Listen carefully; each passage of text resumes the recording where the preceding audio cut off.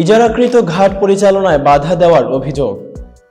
দফায় দফায় ভারী অস্ত্রশস্ত্রে সজ্জিত হয়ে হামলা, ভাঙচুর ও গুলিবর্ষণের মাধ্যমে পদ্মা নদীর ইজারাকৃত সারা রানাখড়িয়া তরিয়া মহল ঘাট পরিচালনায় বাধা সৃষ্টির অভিযোগ উঠেছে নিষিদ্ধ ঘোষিত ঈশ্বরদী উপজেলা যুবলীগের সাংগঠনিক সম্পাদক মিলন চৌধুরী ও আওয়ামীপন্থী সন্ত্রাসী ইঞ্জিনিয়ার কাকুন বাহিনীর বিরুদ্ধে। আর দফায় দফায় এমন হামলা, লুটপাট ও অস্ত্র প্রদর্শনের ঘটনায় প্রশাসনের ভূমিকা নিয়েও অভিযোগ তুলেছে স্থানীয় বালু ব্যবসায়ী সহ সাধারণ মানুষ। রবিবার সকালে পদ্মা নদীর সারাঘাট এলাকায় এক জনাকীর্ণ সংবাদ সম্মেলনে এসব অভিযোগ করেন ঈশ্বরদী উপজেলা স্বেচ্ছাসেবক দলের সাবেক সদস্য সচিব ও ইজারাদারদের অংশীদার মেহেদী হাসান। সংবাদ সম্মেলনে অভিযোগ করে তিনি জানান, জেলা প্রশাসকের কার্যালয় হতে এই বছরের 7 এপ্রিল পদ্মা নদীর তীরবর্তী বামুনগা ঘাট ও রানাখড়িয়া তরিয়া মহল ঘাট পরিচালনার অনুমতি পেয়ে তা পরিচালনা করে আসছিলাম আমরা। হঠাৎ গত 22 মে ইঞ্জিনিয়ার কাকুন বাহিনীর সশস্ত্র হামলায় ঘাট পরিচালনা ব্যাহত হয় এবং সন্ত্রাসীদের গুলিবর্ষণে 7-8 জন গুলিবিদ্ধ হয়। ঘাটটা মূলত উল্লেখ করা হয় হলো এটা 5 নম্বর ঘাট। এখানে হলো মূলত হস্তান্তর করা হয় আমাদের এই সারা আঙিনার এইটুকু যতটুকু আছে এতটুকু আমাদের তরিয়া মহল, এবং আমরা এটা পরবর্তীতে জানতে পারছি শুধু এখানেই না, ঈশ্বরদী উপজেলা দিয়ে লক্ষ্মীকুণ্ডার ওখানে আপনার রানাখড়িয়া ঘাট আছে, আপনার কুষ্টিয়া এবং লক্ষ্মীকুণ্ডা পারাপাড়া হয় ঈশ্বরদী উপজেলা, এবং মানুষ পারাপাড়ও হয় ওখানেও তরিয়া এই একই ঘাটের হিসাব আছে সেম। জি, ওটাও আমার এই আওতার ভিতরেই পড়ে। ওখানে তো আসলে অনেক সীমাবদ্ধতার কারণে আমরা এইসব যাতেও পারি না, খোঁজ নিতেও পারি না। এরপর 26 মে আবারও চরাঞ্চলে কৃষকদের উপর হামলা ও তাদের গরু নিয়ে সন্ত্রাসী বাহিনীর পিকনিক।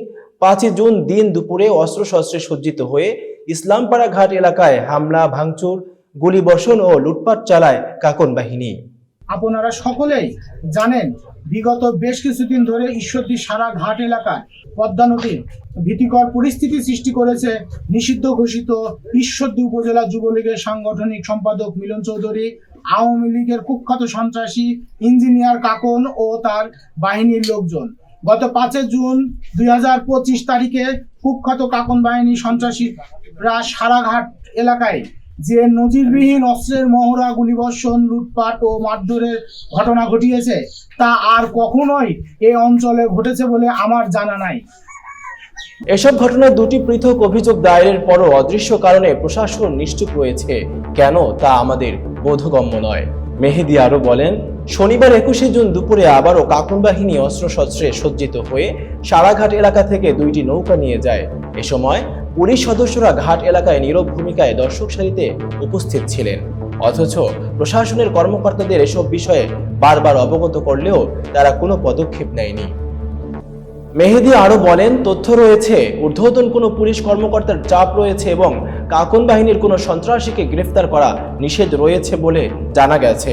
এদিকে সরকারি বিধি মোতাবেক ঘাটগুলো ইজারা নিয়েও তা পরিচালনা করতে না পারায় সারাঘাট এলাকার ব্যবসায়ীরা চরমভাবে আর্থিক ক্ষতির সম্মুখীন হচ্ছে, অথচ কাকুন বাহিনী উল্টো এসব ব্যবসায়ীদের চাঁদা আদায়কারী বলে মিথ্যা তথ্য ছড়াচ্ছে বলেও অভিযোগ করেন তিনি। এ সময় স্থানীয় কৃষক, মাঝি, ব্যবসায়ী সহ সাধারণ মানুষের জানমালের নিরাপত্তায় দ্রুত সময়ের মধ্যে এসব সন্ত্রাসী বাহিনীর বিরুদ্ধে ব্যবস্থা নিতে প্রশাসনের দৃষ্টি কামনা করেন তিনি।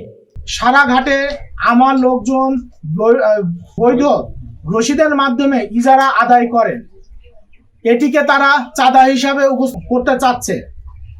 এ নিয়ে মিথ্যা অপপ্রচার চালাচ্ছে ও মিথ্যা অভিযোগ দিচ্ছে।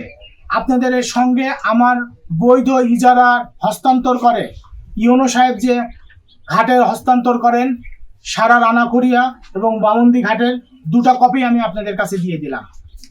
সংবাদ সম্মেলনে ঈশ্বরদী উপজেলা যুবদলের সাবেক সদস্য মালিক জোয়াদ্দার, পৌর 2 নং ওয়ার্ড যুবদলের সভাপতি ও বালু ব্যবসায়ী রবিউল ইসলাম রাজু, বালু ব্যবসায়ী আফজাল হোসেন, সাইফুল ইসলাম নান্টু, সিরাজুল ইসলাম সহ অন্যান্যরা উপস্থিত ছিলেন।